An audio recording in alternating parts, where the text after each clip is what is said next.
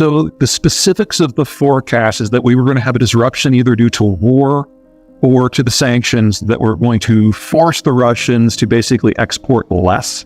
And as pressure builds up in the pipe back to the permafrost, that the wells themselves would freeze shut because the water that comes as a byproduct would freeze within the pipes and bust them from the inside. The reason that hasn't happened is that original pulse that slowed the exports was not sufficient in size. The Russians were able to shut in wells in non-permafrost zones, specifically Tatarstan and Bashkiristan. And so they only shut in about 1 million barrels a day for about 6 to 8 weeks, and then we're able to kick that back up again. I would argue that this is still going to happen. It's just going to take a little bit longer. The specific issue to watch for is on January 1, the sanctions regime on maritime insurance expands from any Russian flagged vessel to any vessel carrying any Russian cargo. That combined with the oil price cap that the Europeans are about to adopt is probably going to lock in at least 2 or 3 million barrels a day, and that's more than enough to cause that pump freeze. And once that happens, that stuff is offline for decades. What about the natural gas fields in the Netherlands? Couldn't opening those fields up solve the German energy challenge? According to the Dutch, if you take much more natural gas out of that, they're going to have flooding.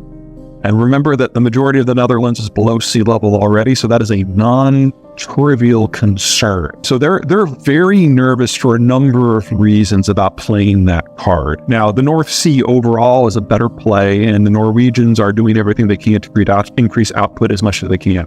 But even if you open the Dutch fields all the way, you're probably only going to solve about 5 to 10% of the problem. People forget that oil and natural gas are the internationally traded fossil fuels. What we're seeing Europe doing is going en masse back to wood and coal. In fact, about 70% of the electricity that was generated in Germany this last month was coal and lignite. And we think of wood as a supplement, but it is as carbon intensive as lignite if you're burning it for either power or heat. And we are seeing the Europeans go to that at a pace that we have not seen since the dawn of the early industrial age when people were making charcoal en masse. The Germans have become so addicted to inexpensive, reliable natural gas supplies out of Europe or out of Russia that they base their entire economic system on it. So the natural gas doesn't just provide them with power. It's the base material for the entire petrochemical sector.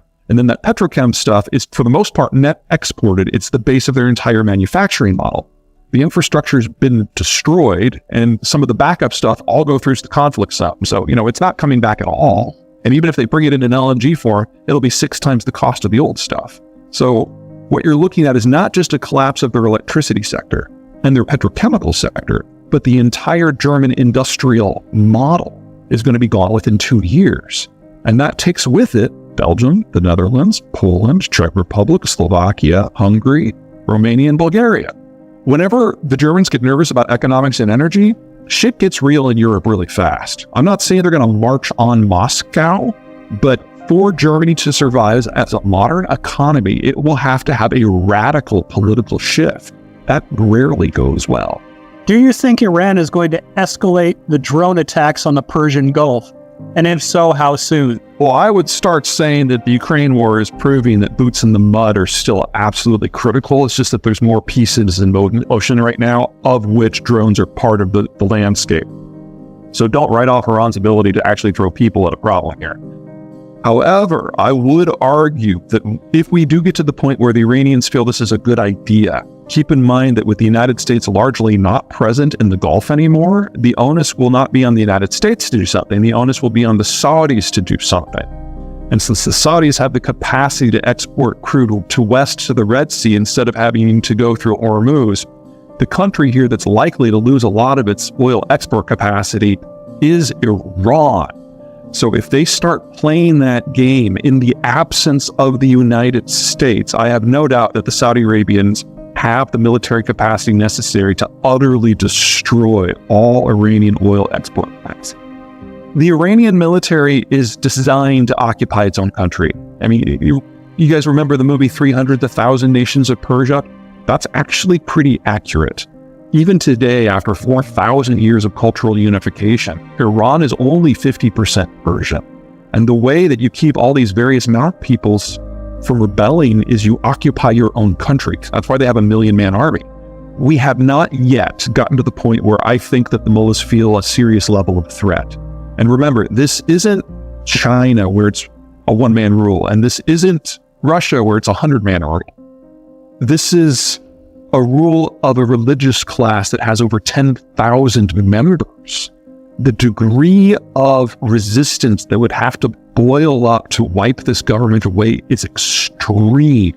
So extreme that we've only seen it once in the last few centuries. And that was when the Shah fell, and the Shah didn't have a 10,000 deep bench. So I don't want to say this can't expand to that. It very well may. But right now, I do not see a lot of lights flashing yellow, much less red. Do you think the U.S. will have technology leadership 5 and 10 years out? The bottom line is the American educational system is broadly okay. And while we are facing a financial crunch from the retirement of the baby boomers, we have a replacement generation coming in. So the volume of the capital that is available to pursue technological leads still exists, even if it's going to be constrained and more expensive. The bigger problem in the United States is that the millennials are aging out. And, the millennials are now entering their mid-40s. And you need a lot of people in their 20s who are unattached, who can network together with a lot of capital. That's how you get broad-based technological advancement. And we're losing pressure on both of those factors. So I would expect the overall pace of technological advancement globally to slow considerably. And the technologies that we do pursue are going to be ones that are pretty close to being operationalized and prototyped already. We're just not going to have the capacity to go for the broad base anymore. And we're already seeing that in Silicon Valley, with the liquidation of a lot of the staffs at most of these big tech companies. But compared to everyone else, we're still by far the tallest of the midgets, if you will. And the millennial class in the United States is larger than the millennial class in the rest of the free world combined.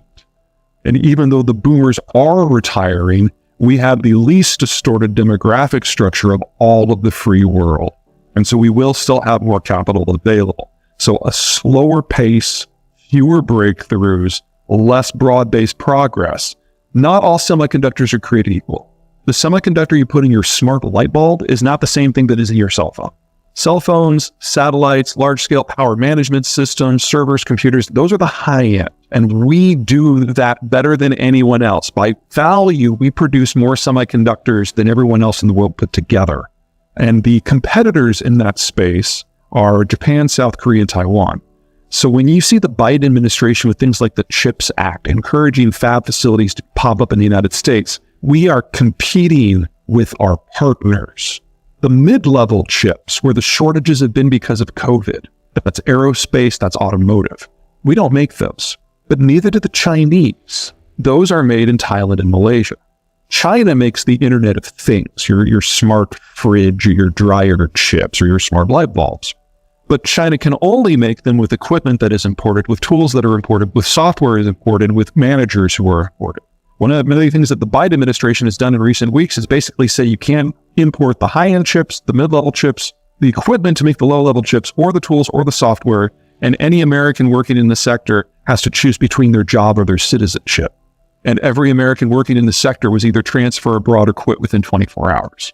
So the Chinese tech story is already over. The American tech story is perhaps working on the wrong thing, because where we're building out the fabs is not where we have the shortages. What we really need is an expansion of English technical capacity in a place like Mexico in order to build more of the low to mid quality fabs. And that in the best case scenario is still several years away.